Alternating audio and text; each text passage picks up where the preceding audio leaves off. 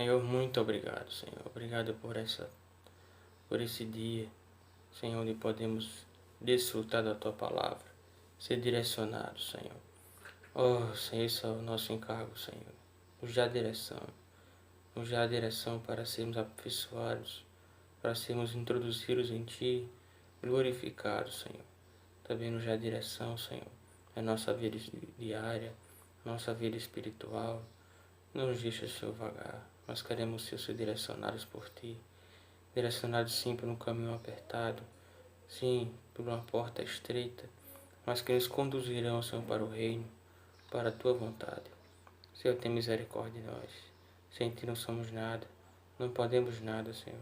Sem Ti somos vasos de barro, vazios, mas contigo, Senhor, você nos enche com um tesouro precioso, que é a Sua vida. Oh, Senhor Jesus amado.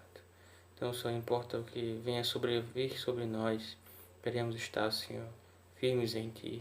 Senhor, pois em Ti, embora estejamos desanimados, não estamos abatidos. Senhor Jesus amado, embora estejamos perplexos, Senhor, mas o Senhor nos sustenta em todas as coisas. Muito obrigado, Senhor. Oh, Senhor Jesus amado. Amém, irmãos, louvado seja o Senhor. Mais uma gravação das mensagens do nosso alimentiário, cujo tema dessa semana é a Igreja dos Primogênitos. Vamos começar um novo alimentiário, nova série, cujo título, o tema da série é Ministros da Nova Aliança. O alimentiário que vamos desfrutar é o alimentiário que tem o título A Igreja dos Primogênitos. E o título da palavra dessa semana é a Igreja dos Primogênitos também. Então vamos desfrutar o máximo desses pontos. Vou tentar ser bastante sucinto para que os irmãos possam obter a direção do Senhor quanto ao que precisa ser falado essa semana. Amém? Primeiro versículo que eu li com os irmãos, 2 Coríntios, capítulo 4. Senhor, tem misericórdia de nós. Versículo 7, ele fala assim, ó, temos, porém, este tesouro em vasos de barro. A vaso de barro aqui, irmãos, eu e você. Nós somos constituídos de um material frágil, um material que se corrompe com facilidade, né? Até mesmo uma simples doença de um vírus, né? Invisível e minúsculo, microscópico, nanométrico pode tirar a nossa vida, né? Então somos como vasos de barro, para que a excelência do poder seja de Deus e não de nós. Então Deus ele nos fez assim para que ele pudesse obter excelência, para que ele seja glorificado em todas as coisas, para provar para nós, irmãos, que ele é quem nos sustenta em todas as coisas. A nossa vida, irmãos, ela não está sustentada em nossas mãos, não está sob nosso controle, mas está sob o poder e as mãos de Deus. Então nós, uma vez que cremos no Senhor, a nossa vida está nas mãos do Senhor, para que o poder seja dele e não de nós. Nós não temos poder sobre nada. Pensamos que temos, pensamos que sabemos, fazemos planos, projetamos, mas tudo está na mão do Senhor. Por isso Paulo, nesse trecho aqui de 2 Coríntios, que ele conta muitas suas experiências pessoais, coisas que ele passou, que é um ponto interessante, irmãos, pois essa semana e essa série vai trazer para nós o foco do ministro, da pessoa do ministro. Que o Senhor quer tratar com a pessoa do ministro, quer afeiçoar a pessoa do ministro, para que ele seja ministro aprovado pelo Senhor.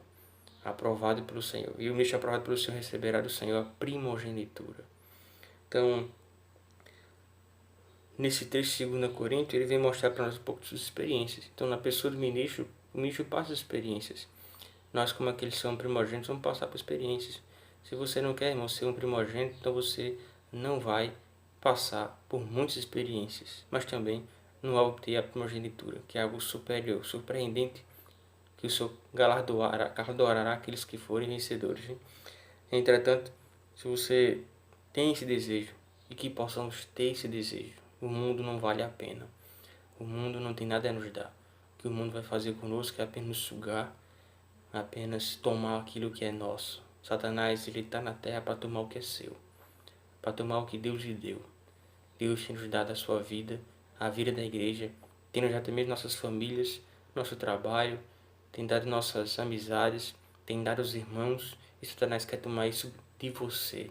Não permita, irmãos, não permita. Não deixe de forma nenhuma. Pelo contrário, subjugue ele, resistindo a ele e confiando no Senhor. perseverando, buscando o Senhor, pois o Senhor vai nos galardoar na sua volta. Esse é nosso objetivo. Mas a nossa missão, ou o nosso objetivo final é ser introduzidos no Pai. Então, para isso, o Senhor precisa trabalhar em nós. O Senhor não vai nos receber como estamos, ou achamos que já estamos prontos. Eu não estou pronto, irmãos. Embora possa proclamar aquilo que Paulo falou, de olhar nem para um lado nem para o outro, mas prosseguir para o alvo, mas pronto não estou. Então, que possamos hoje nos voltar ao Senhor. Né? O versículo 8 fala assim: todos somos atribulados. Você é atribulado? Eu também sou atribulado. Porém, irmãos, não podemos estar angustiados. Ó Senhor, quando estivermos atribulados, vamos até o Senhor. Vamos até o Senhor em oração. Vamos até o Senhor na sua palavra. Que o Senhor, irmãos, Ele vai tirar toda a nossa angústia. Ó Senhor Jesus amado. Ó Senhor Jesus. A tribulação, irmãos, ela é momentânea. Mas a angústia, ela tende a ficar. Ela é mais permanente. É algo que dura um tempo. Então, se você está atribulado, se volta ao Senhor, para que você não fique angustiado. Pois se você ficar angustiado, a sua alma ela vai sofrer. Né? E quando nossa alma sofre, irmãos, a gente perde o direcionamento, perde a direção do reino, a direção de fazer a vontade do Pai, a direção de ser um primogênito. Então não podemos de forma nenhuma, irmãos, ser atrapalhados por nada.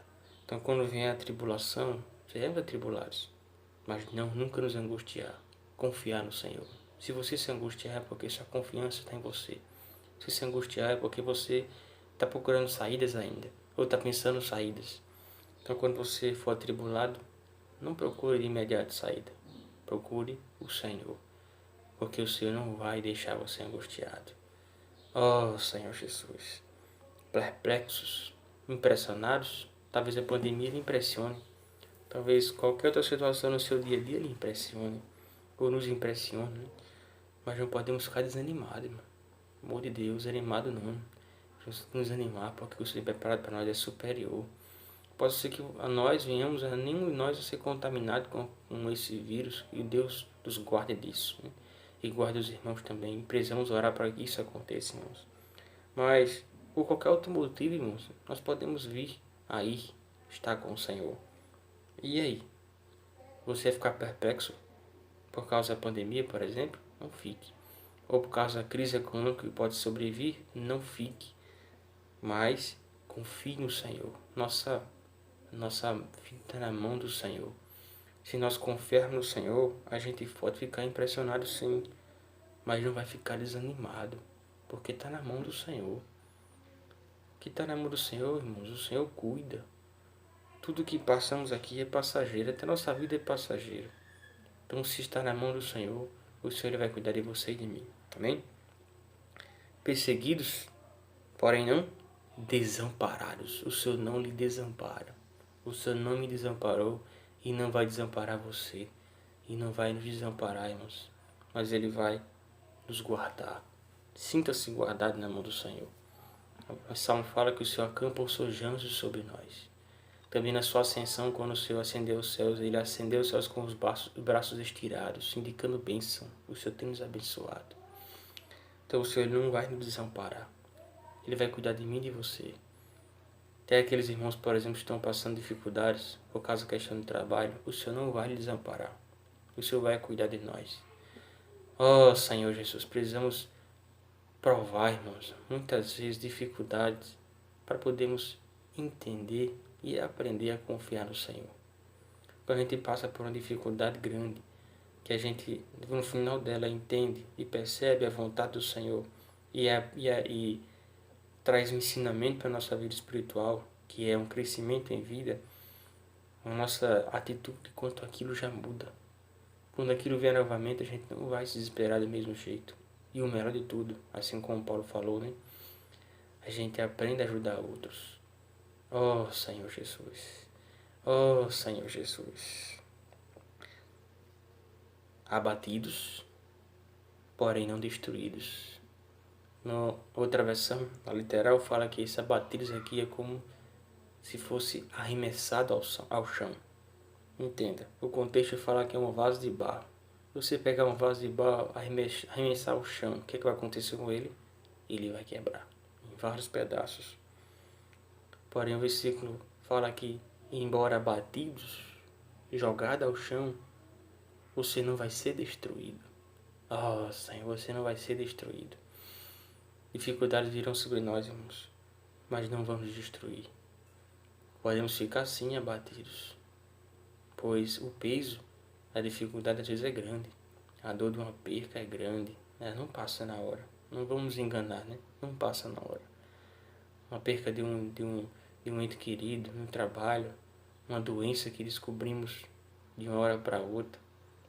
Talvez isso não seja muito fácil de nós esquecermos. Não é muito fácil a gente colocar a nossa vida no do Senhor quando ouvimos coisas desse tipo, né? Ou quando tem algum problema na nossa família, ou quando, por exemplo, perdemos o emprego de supetão, com tantas contas para pagar, coisas para fazer, ou planos. Não é muito fácil, irmãos, a gente, quando for abatido, esquecer com facilidade. Mas nessas horas, como vim mostrando aqui, o caminho é se voltar para o Senhor, porque não estamos destruídos. Quem está na mão do Senhor não é destruído. O Senhor não solta aqueles que estão na sua mão. Ele não deixa perder, né? Mas Ele cuida de nós. Aqueles que estão na mão do Senhor nunca vão ser arrebatados da mão dele, né? Mas o Senhor vai ser aquele que cuida, né? Aquele que, Senhor Jesus amado, que preserva, que guarda em todas as coisas. Oh, Senhor Jesus amado. Oh, Senhor Jesus amado. Vamos agora, irmãos, entender um pouco dessa palavra, pois ela fala para nós sobre a igreja primogênita. Aí você pode pensar, é outra igreja? Que igreja é uma? A igreja primogênita agora, a igreja agora tem esse nome? Não tem nada a ver com isso. Esse termo, igreja primogênita, foi tirado no versículo de Hebreus 12, versículos 22 a 24. Hebreus 12, 22 a 24. O livro de Hebreus, irmãos, ele traz um contraste entre a lei e Cristo. A lei com suas ordenanças, dogmas e seus princípios do Velho Testamento, e Cristo como sendo o cumprimento de todos os requisitos do Velho Testamento, trazendo uma superior redenção e salvação para nós. Então, nesse texto aqui, final de Hebreus, ele retrata sobre a questão da volta do Senhor e de como será superior a Nova Jerusalém, o reino vindouro, em relação, por exemplo, a Jerusalém terrena. Então, o versículo 2 ele fala assim: mas tendo chegado ao Monte Sião e à cidade de Deus vivo, amém? A Jerusalém celestial, nós, irmãos, vamos estar lá. Aqueles que já creem no Senhor já têm passagem garantida para Jerusalém celestial. E as incontestáveis hostes de anjos e a universal assembleia e a igreja dos primogênitos arrolados nos céus. Então veja aqui o termo a igreja dos primogênitos arrolados nos céus. Então a primogenitura, irmãos, é algo que está na Bíblia desde o seu início, né? Então, quando ele refere-se aqui à igreja dos primogênitos, não é dando um novo nome à igreja, e nem muito menos dizendo que a igreja tem um novo termo. Não. Ele vem para mostrar para nós que a primogenitura é dada àqueles que reinarão com o Senhor, estarão com o Senhor no seu reino, pois é um item especial dado apenas aos filhos primogênitos, os filhos mais velhos de uma família, né? De um casal. Então, quando ele vem falar sobre a igreja primogênita, ele está tratando o novo nome da igreja, né? E isso é uma dúvida que paira talvez em muitos irmãos, né? Qual o nome da igreja, por exemplo? A gente costuma dizer que o nosso local de reunião, ele tem uma nomenclatura de identificação, que é o local de reunião da igreja em Guarabira. Onde você reúne no local de reunião da igreja em Guarabira. Então, quem é a igreja em Guarabira? São todos os filhos de Deus que creram em Deus, creram na obra de Cristo e moram nos limites da cidade de Guarabira.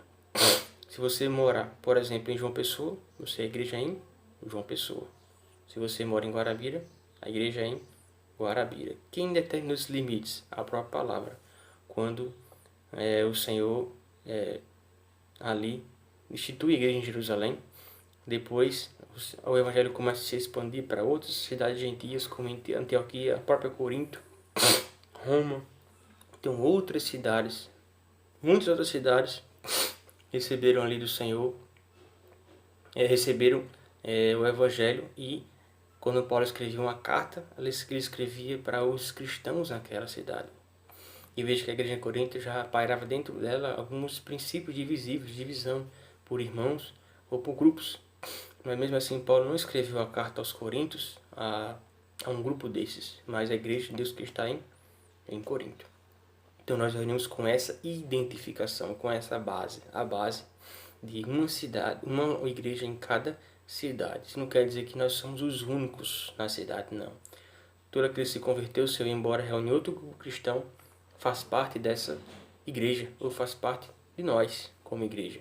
Entretanto, eles não dão testemunho dessa base, a base do princípio da localidade. Eles dão testemunhos ou dão ênfase a outra base, né? Outros batismos, outro presbiterianismo, enfim, irmãos. Esse não é o ponto. O ponto é que a nossa identidade é essa. E sobre esse item que nós nos reunimos quando partimos o pão, todos nós e todos aqueles que creem em Deus em Guarabira, não importando onde reúne, também estão incluídos naqueles pão. É o único pão, um pão de unidade, né? Pois quando o Senhor voltar, não haverá bandeiras, não haverá templos, mas todos estaremos reunidos diante do Senhor, como sendo um só. A igreja é uma só. Não só no aspecto local, como eu falei, é os limites da cidade, mas também no aspecto universal, todo o universo. Louvado seja o Senhor. Então, o ministério, né, do ministro da Nova Aliança, ele não começou, por exemplo, há 100 anos atrás, há 20 anos atrás, ou como a igreja em Guarabira começou, mas ela iniciou quando o Senhor Jesus veio à Terra e iniciou o seu ministério. Lá em Lucas 4, mostra que o Senhor, com 30 anos, iniciou o seu ministério na Terra, que durou cerca de 3 anos e meio, concluindo a sua morte e ressurreição. Depois disso, os discípulos deram continuidade através de Pedro. E depois deles também, aliás, veio Paulo, né? E para finalizar, em João 20, o Senhor levantou João, né? Estava preso numa ilha. E lá o Senhor deu visões a ele. Mas, entretanto, em João 20, no seu evangelho, quando o Senhor volta ali para falar com Pedro e os discípulos que tinham de pescar, ele diz assim: respondeu Jesus, se quero que ele permaneça até que eu venha, que te importa quanto a ti segue? Isso aqui, quando ele fala ele refere-se a João. Pois Pedro foi perguntar ao Senhor se ele o amava 3 vezes, e ele respondeu ao Senhor 3 vezes que o amava. Então o Senhor respondeu a cada vez para ele cuidar ou apacentar as ovelhas. Então Pedro ficou enciumado porque ele não falou com João, falou só com ele, né? Aí o Senhor Pedro vai de contra esse e contra João. O que é que ele vai sofrer? O que é que ele vai passar por amor de ti? O que é que ele vai fazer? Aí o Senhor vai responder para ele, dizendo que se eu quero que ele permaneça até que eu venha, que te importa. Quanto a ti, segue. Então o ponto aqui é se eu quero que ele permaneça até que venha. Não é que João não ia morrer, seria imortal, não. Mas o seu ministério precederia a volta do Senhor. Hoje vivemos nesse ministério. O ministério do apóstolo João. Começado pelo Senhor Jesus, agora já vai no apóstolo João, que faz parte de um único ministério, que é o ministério Nova Aliança. Então você hoje, irmãos, faz parte desse único ministério. O ministério Nova Aliança é um único ministério. Embora tenha vários aspectos e várias aplicabilidades, mas somos parte de um único ministério que coincidirá na nossa glorificação, na inserção de cada um dos filhos de Deus no Pai. Amém? Então, isso quando se refere ao Ministério da Nova Aliança e ao Ministério da Nova Aliança. E qual é o nosso papel entre os cristãos? Você sabe que nós temos um papel especial. O Senhor nos deu grandes revelações. Revelação, por exemplo, da união orgânica entre nós e a Trindade, né? Bem como a nossa inserção no Pai. Essa revelação atual é muito preciosa, irmãos. Nós sermos inseridos no Pai. Essa será a conclusão da nossa transformação. Por isso que hoje você está passando por um processo de santificação, para ser introduzido no Pai. Pois como estamos hoje, não tem como ser introduzido no Pai. O Senhor vai nos transformar. Não se ache incapaz, nem se ache impossível. Deus, Ele sabe cuidar e transformar. Ele sabe pegar o que é um material inútil e transformar em material útil.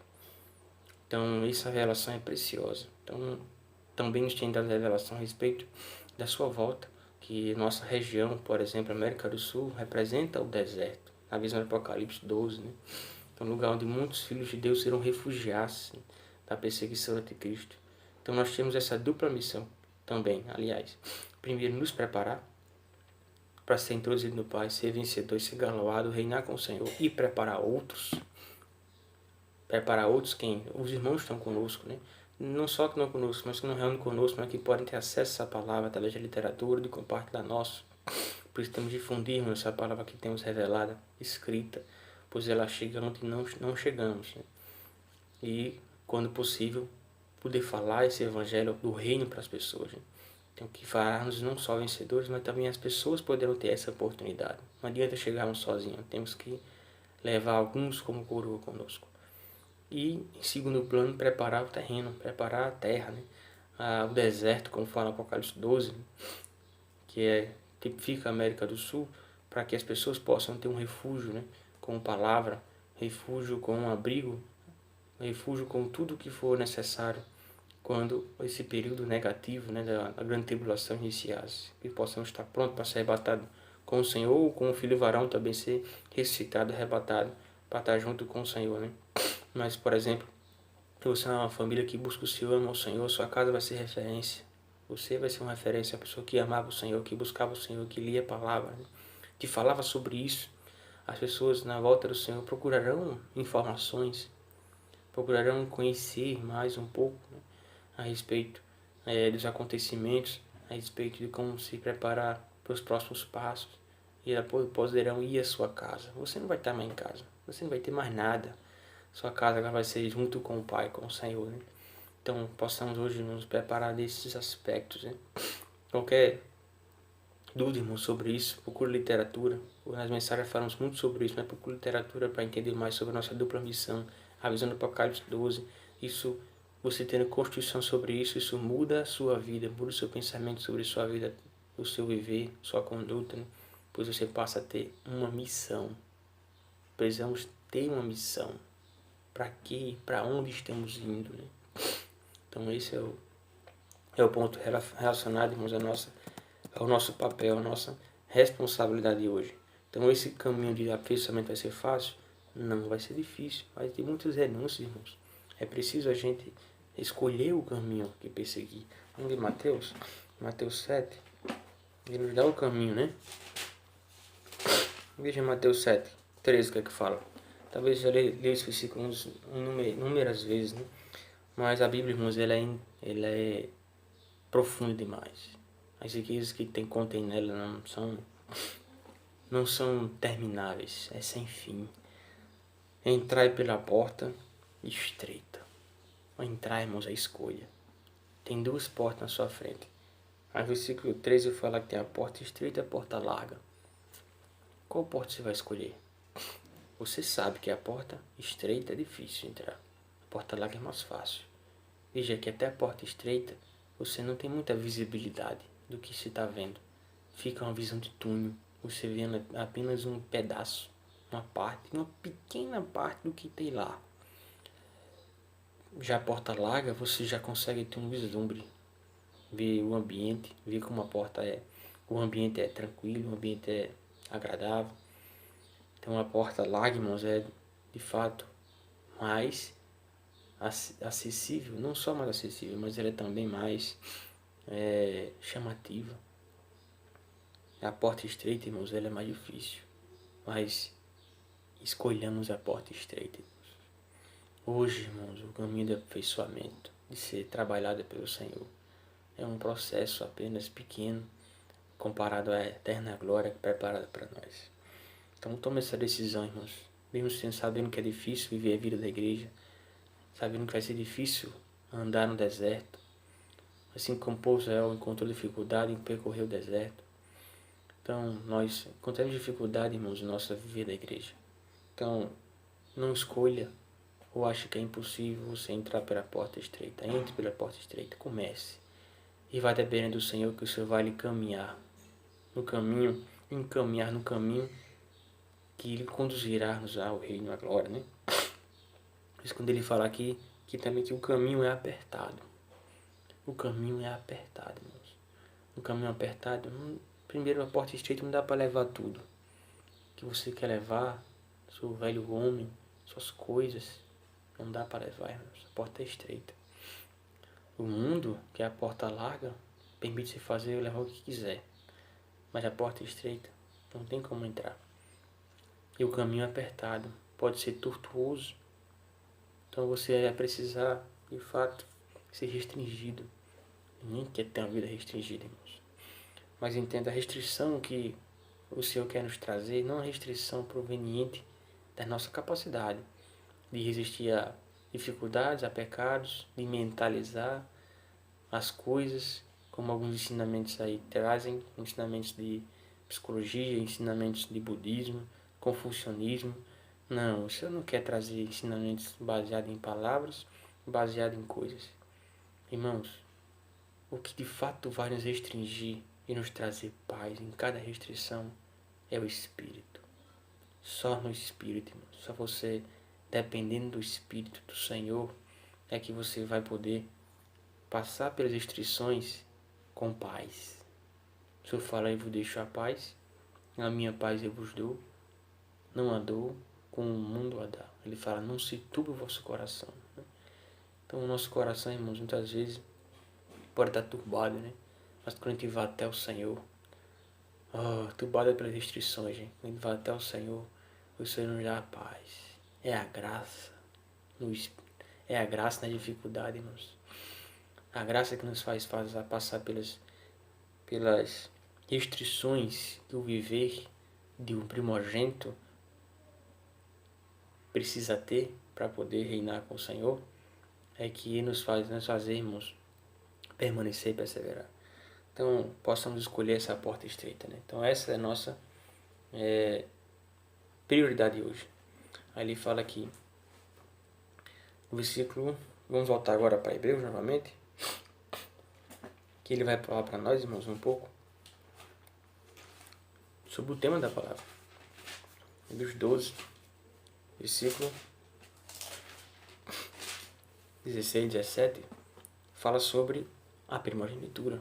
Ele falou que a igreja dos primogênitos. Então, o que é a primogenitura? A primogenitura, como eu falei para os irmãos, é o filho mais velho. Ele tem direito a 3 itens. Direito à porção dobrada dos bens da terra, principalmente dos bens, pois na época de Abraão, onde instituiu a primogenitura, não tinha-se valor à terra, pois Abraão vivia em tendas, né? Pelo princípio divino, nós também temos que viver em tendas, como se vive aqui como se não vivesse, né? Sem estadia. Então, era mais a porção dobrada dos bens que valeria naquela época. Então, o primeiro item é a porção dobrada dos bens. O segundo item ele era também a realeza. Dele descendia a realeza. E dele também descendia o sacerdócio, aquele que serviria ao Senhor, os reis e os que serviriam ao Senhor diretamente em contato com o Senhor. Vejamos que bênção glamurosa e grandiosa eu tenho preparado para os primogênitos, para mim e para você.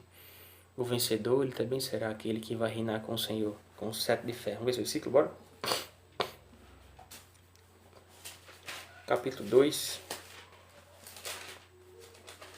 de Apocalipse, versículo 26, fala assim, ao vencedor que guardar até o fim as minhas obras, eu lhe darei autoridade sobre as nações. Irmãos, muita coisa você tem preparado para nós. E com cetro de ferro, ferro que significa o poder, a autoridade, né? As exigirá e as reduzirá a pedaços como se fossem objetos de barro.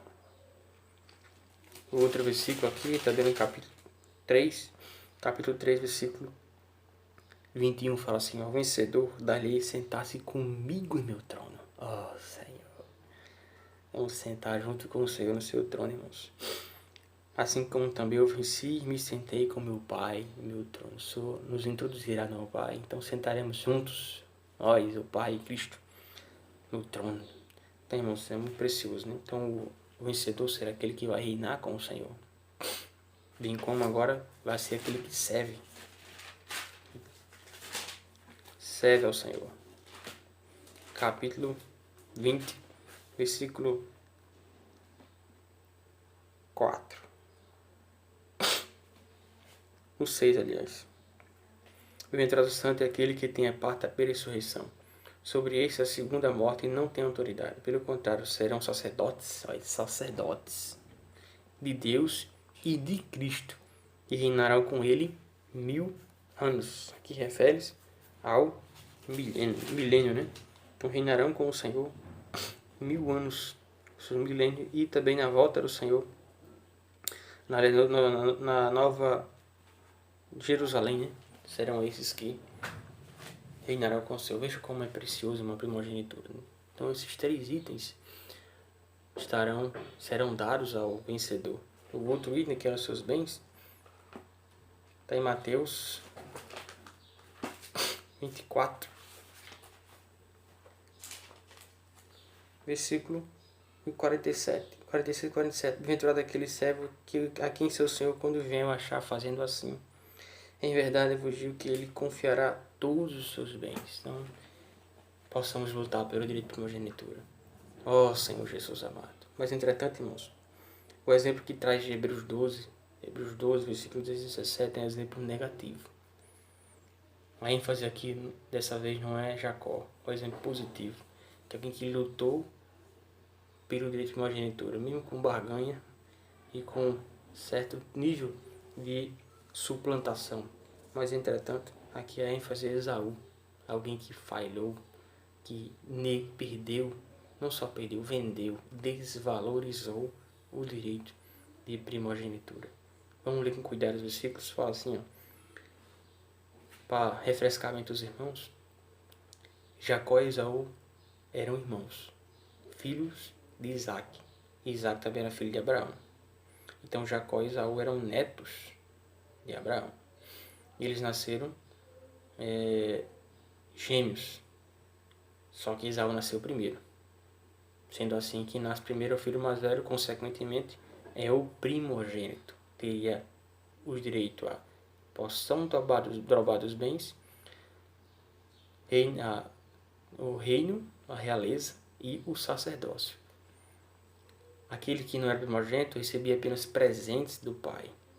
Veja, a diferença é muito grande, irmãos. Muito grande.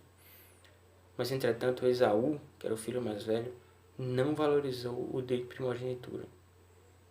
E, num certo momento, quando ele saiu para caçar, que voltou com fome, o irmão dele preparou um cozinho e deixou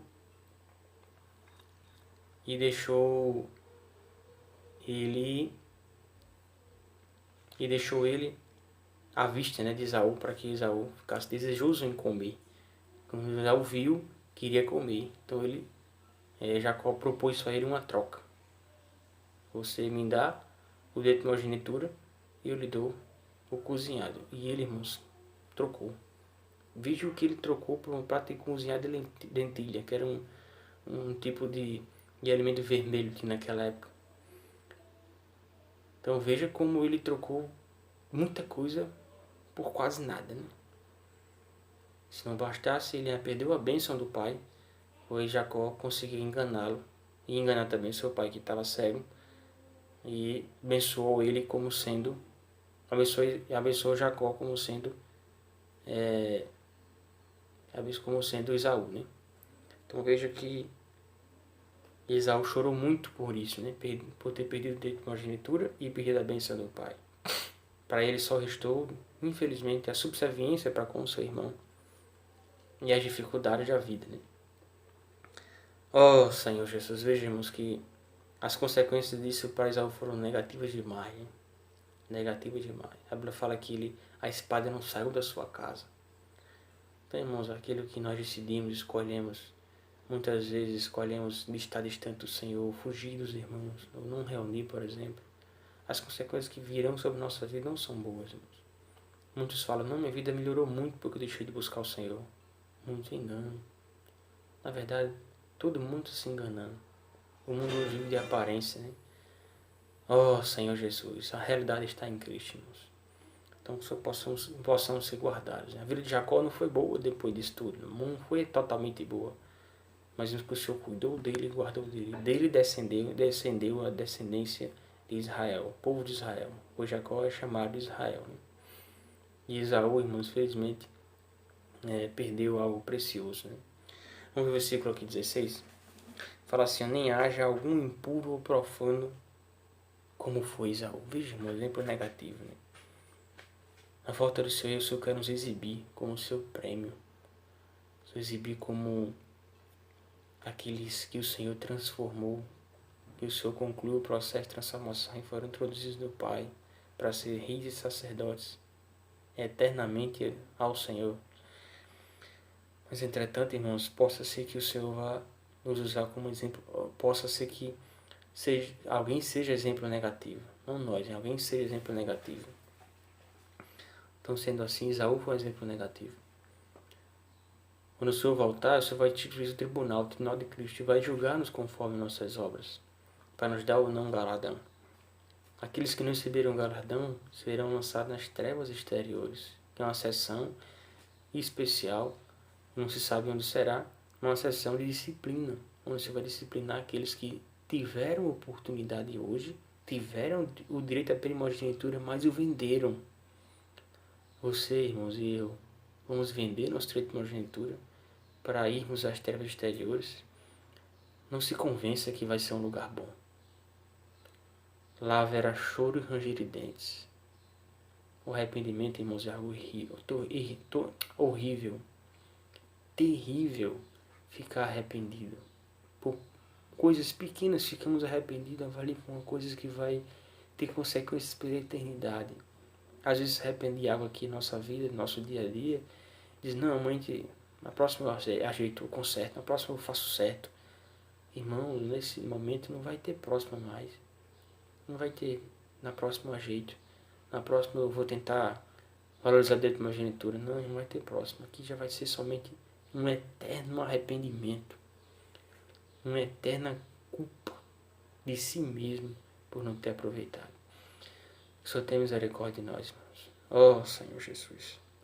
Então Esaú, irmãos, fala aqui no versículo 16 que ele não aproveitou o estreito de primogenitura, pelo contrário, ele profanou.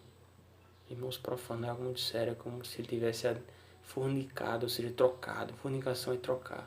Trocou o amor, trocou a prioridade. Para ele, aquilo não valia mais de nada. O prato de lentilha, o momento, a fome, matar a fome, o momento, era mais importante do que tudo que o pai poderia dar-lhe.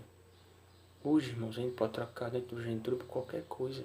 Talvez a gente troque no nosso dia a dia, nem perceba. Ou troque sabendo, né?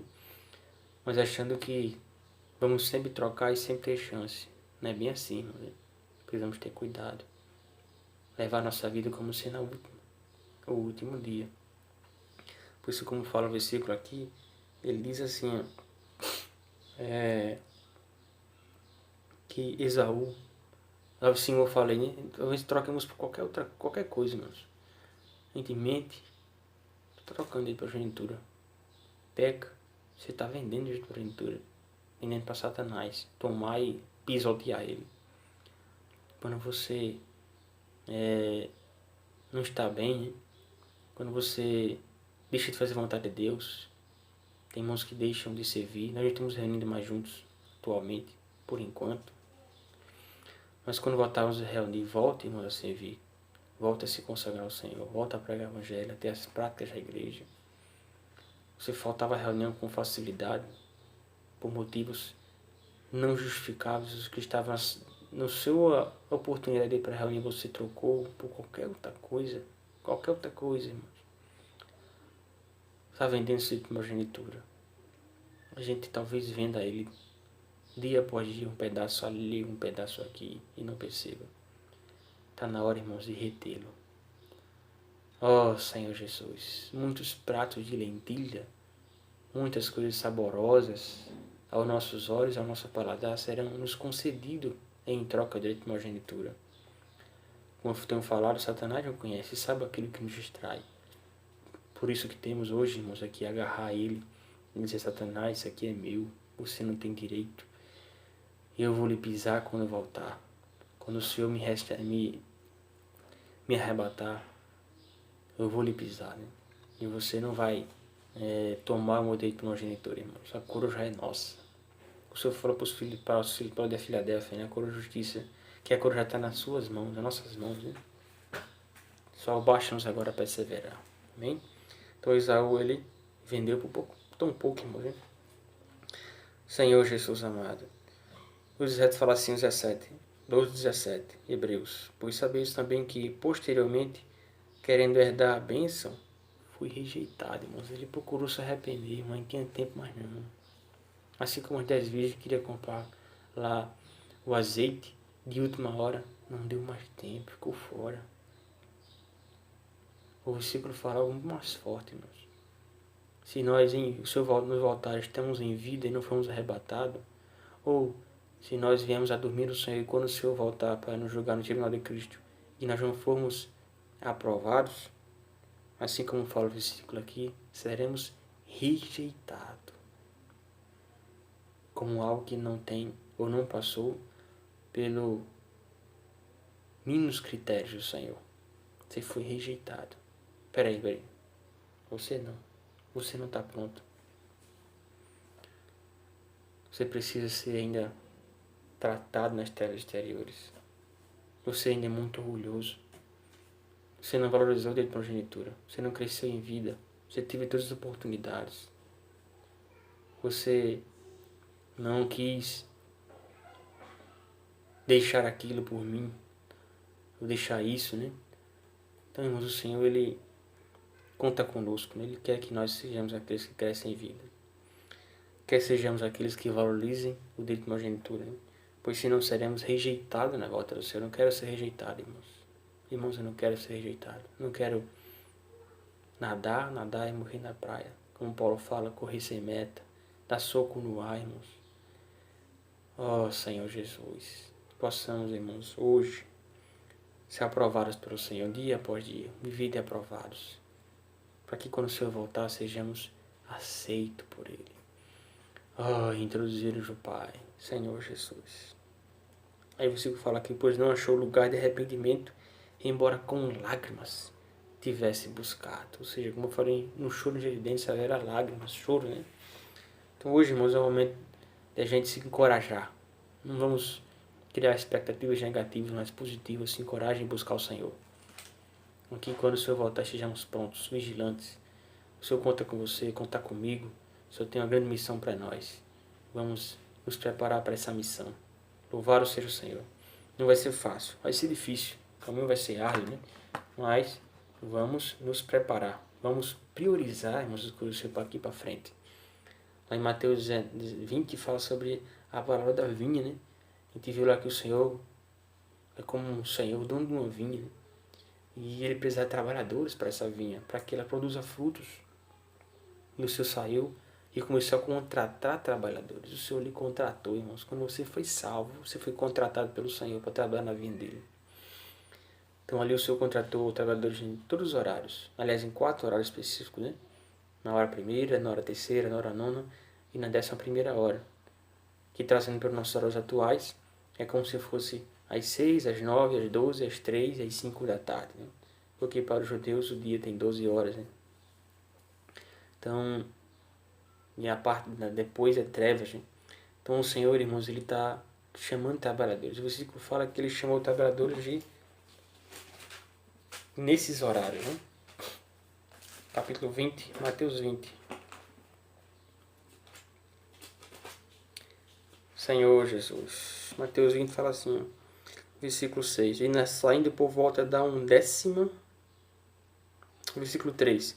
Saindo pela 3ª hora, viu na praça outros que estavam desocupados. No versículo 6. Saindo por volta da hora 10ª, encontrou outros que estavam desocupados e perguntou-lhe: por que estiveste aqui desocupados o dia todo? Responderam, porque ninguém nos contratou, e ele disse, ide também vós para a vinha. E ao cair da tarde, disse o Senhor à vinha ao seu administrador, chama os trabalhadores e paga-lhe o salário, começando pelos últimos, indo até os primeiros. Minutos de hora, 1/10 recebeu, cada um deles 1 denário. Então, todo mundo recebeu o mesmo pagamento. Então, quando refere-se aqui a essas 12 horas, refere-se ao período da igreja, né? Onde muitos trabalharam desde o começo da vinha. Talvez uma fase mais dificultosa da vinha. Desde a hora primeira, né? Mas o ênfase aqui, irmãos, é 1/10 hora. Por que 1/10 hora? 1/10 quer dizer 11 horas. Ou na última hora. Por que o da última hora? Porque mesmo na última hora, no finalzinho do apagar das luzes, Deus lhe chamou. Amém? Deus me chamou também. Então, nós temos uma incumbência. Fechar a vinha. Fechar com os últimos frutos. Senhor Jesus. Creio eu, irmãos, que de nós para frente não haverá mais outros trabalhadores. O Senhor poderá salvando umas pessoas, mas essa era, esse século, ele precede a volta do Senhor. Então estamos, irmãos, na 1/10 hora. O Senhor conta com você para concluir a sua volta, concluir o seu trabalho. E quando Ele voltar, Ele vai pagar o nosso salário, o nosso pagamento. Qual será o meu e o seu pagamento? Se vai ser aprovado pelo Senhor? Sim, irmãos, seremos aprovados pelo Senhor. Vamos manter a vida da igreja forte e firme. Amém? Pois muitos serão chamados, mas poucos escolhidos. Versículo 16, hein?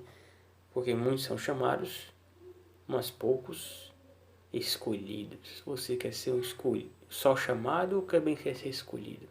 Quer fazer parte dos muitos? Muitos o Senhor salva, muitos o Senhor ganham.